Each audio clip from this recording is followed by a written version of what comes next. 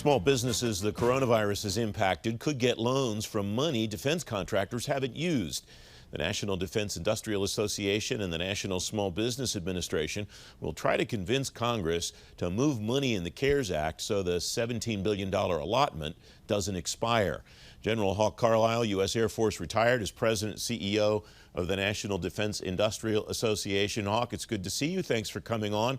Where was this money originally supposed to go, and why hasn't it gone there yet?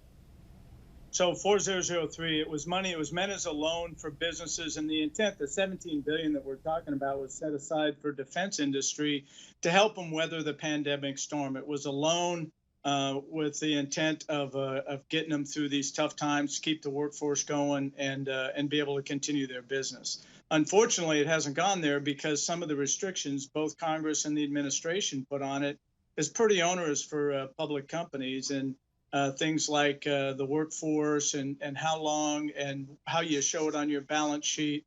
It really is prohibitive to have some of these companies take this money because it really hurts them as a business. So as far as I know, I don't think any of the $17 billion has gone out yet. I know that it's as far as we know, very few companies applied for it, and I'm not sure any of it has gone out yet. Who has to change this? Is this something the administration can change? Do they need cooperation from Congress?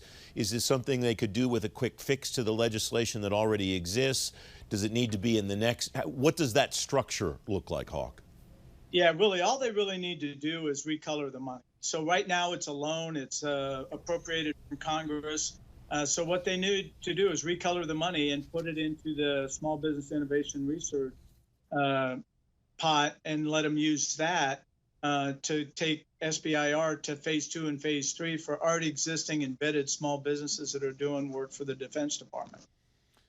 The broader question here, I think, is what does this look like long term? This is a fix for a period of time. $17 billion on the surface sounds like a lot of money. In the context of the defense industrial base, it's not. And I wonder what your sense is of what sustains the health of the defense industrial base moving forward in order to keep it where we need it to be when we need it to be there.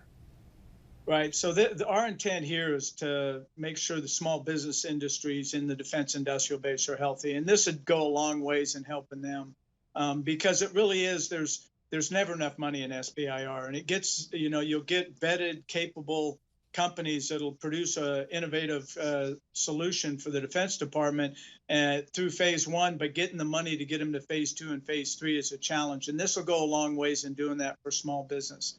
On the broader defense industrial base, I think all the things that Congress is doing to help the defense industrial base, 3610, equitable adjustments, and in fact, I think if you look back during this pandemic, the defense industrial base has been a kind of a good place for money to be, and it's actually responded very well to the challenge. Who are you appealing to get this done, Hawk? Who has to do what's the next move, I guess? Is it just a matter of Congress recoloring the money, or is there more to it than that?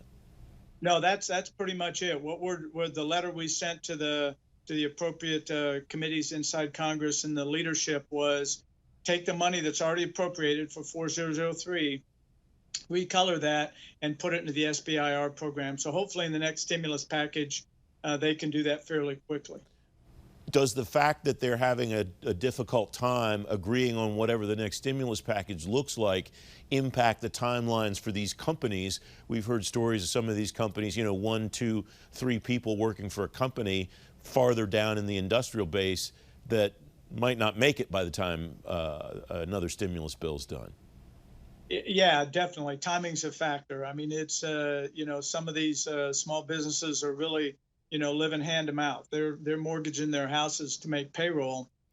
So the quicker we can do this, the faster Congress can act. It's a liquidity, it's ability to pay your workforce and keep things going.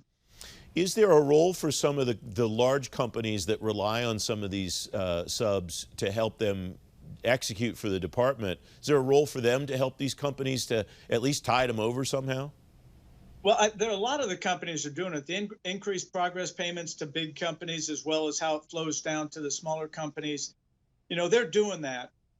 This is really a different avenue. These are companies that have an innovation that's useful to the Department of Defense that maybe isn't on contract yet, maybe isn't a sub to a prime, but they're a great capability that we're trying to produce for the warfighter. So it really is, it's a little bit of a different approach. It's a different part of the supply chain. Is it possible, though, that because of that, we could see an acceleration of the primes that have the money trying to outright buy these technologies or do other types of transactions to get this technology into their wheelhouses so this stuff just doesn't disappear? Well, yeah, that's certainly one answer, and we, for the primes to do that, it'd be a good idea. If it works, I guess the challenge and the thing that we're more worried about is trusted capital. What happens if players that for example, the Chinese come in and give capital to these companies, keep them going? That's what we don't want to happen. So this is big companies or the government keeping these small businesses afloat is really important.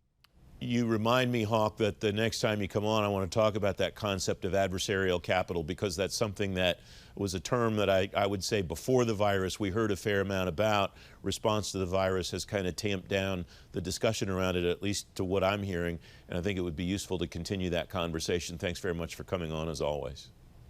Thanks, Francis, and I'd be more than happy to talk about trusted capital and what we need to do to protect our defense industrial base.